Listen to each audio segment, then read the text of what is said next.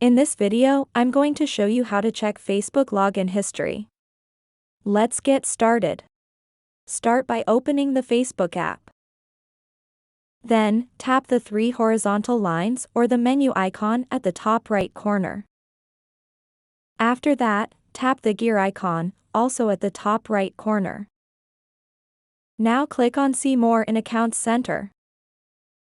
Then select Password and Security under Account Settings.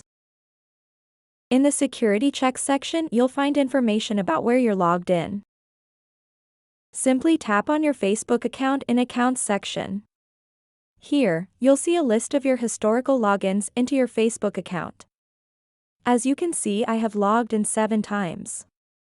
What is also useful is that you can check which device you logged in from.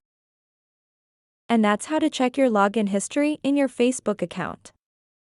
If you have found this video helpful, simply leave a like below or subscribe because it helps me reach more people. See you soon.